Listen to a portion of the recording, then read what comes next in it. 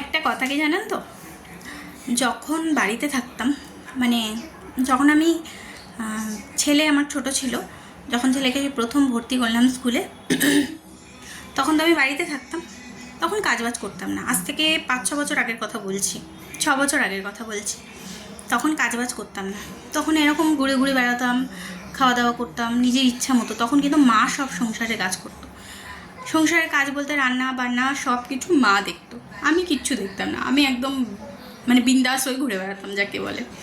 তো তারপর দেখলাম ছেলেটা আস্তে আস্তে বড় হচ্ছে তখন সব সময় কিছু না কিছু দরকার হচ্ছে। যেমন ওর পড়াশোনার ব্যাপারে দরকার হচ্ছে, ওর খাওয়া দাওয়া এটা ওটা সেটা দরকার হচ্ছে। তো তখন দেখলাম বাবা মার কাছে হাত পেতে সবসময় ঠিক না, বাবা মার কাছে হাত পাতাটাও ঠিক না। ওই জন্য ভাবলাম যে নিজেকে কিছু করতে হবে। তো আমি তো বেশি তো লেখাপড়া করিনি, আমি কি করব? তো ভাবলাম রান্নার কাজ করব। পাশে একজন মাসিমা ছিল, মাসিমাও করে রান্নার কাজ। মাসিমাকে বললাম, মাসিমা একটা বাড়ি দেখেও দিল, খুব ভালো। এখনও করি সেই বাড়িতে, প্রথম যে বাড়িতে করি জেঠিমা খুব ভালো। তারপর আস্তে আস্তে অনেক বাড়ি পেয়েছি, ছেড়ে দিয়েছি, মানে ভালো লাগেনি, ছেড়ে দিয়েছি। আমার ভালো লাগেনি বা তাদের ভালো লাগেনি, আমাকে ছাড়িয়ে দিয়েছে। খুব কম বাড়ি হবে, ছেড়ে দিয়েছি খুব 2-1টা বাড়ি এরকম হবে। তো একদম প্রফেশনালি ব্যাপারটাকে প্রথম নিইনি, একদম এমনি বিন্দাস নিয়েছি। কিন্তু এখন ব্যাপারটা প্রফেশনালি হয়ে গেছে। তো এখন আমি যে জেঠিমার বাড়ি কাজ করি, আর এই জেঠিমার করি, যে জেঠিমার 5 বছর ধরে করি, আরেক জেঠিমার বাড়ি করি, তার বছর 1 বছর হলো ঢুকেছি।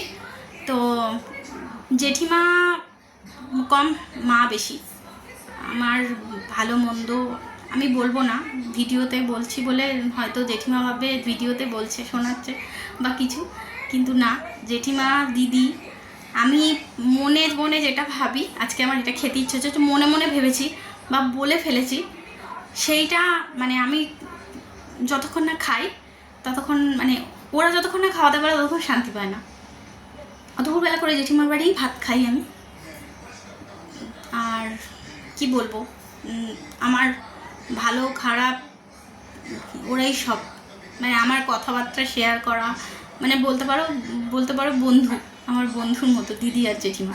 সারাদিন ওখানেই যাই, আমি না গেলে ওদের ভালো লাগে না, আর ওদের বাড়ি আমি না গেলে আমার ভালো লাগে না, এরকম একটা ব্যাপার।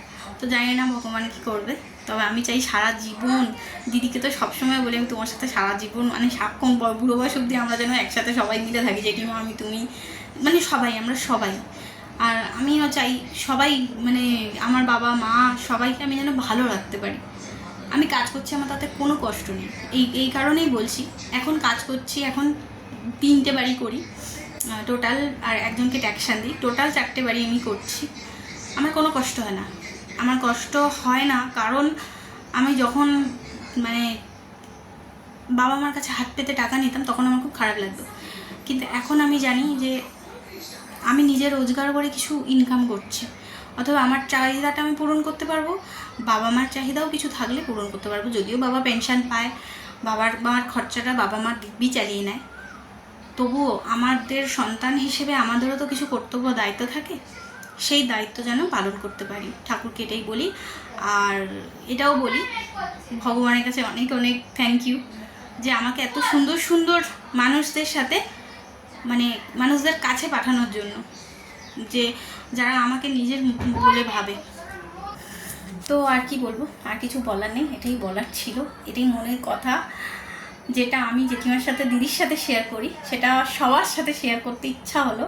আর এতদিন ধরে আপনাদেরকে ভিডিও দিচ্ছি, বড় মার ভিডিও দিই, এখন মনে হলো এখন থেকে আমার কিছু কিছু একটা ভিডিও আমি দেব, যাতে আপনারা আমার সাথে পরিচিতিটা বাড়ে আপনাদের, আর কিছুই না। আমি নিজে ফেমাস হতে চাই না, আমি সেজেগুজে ভিডিও করতে পারি না, নাচন কোদন করতে পারি না, আমার সব আসে না। আমি শুধু এটাই পারি, আমার মনের কথা বলতে। তো এটাই বলার ছিল, অনেক বড় ভিডিও হয়ে গেছে। টাটা, সবাই ভালো থাকবেন।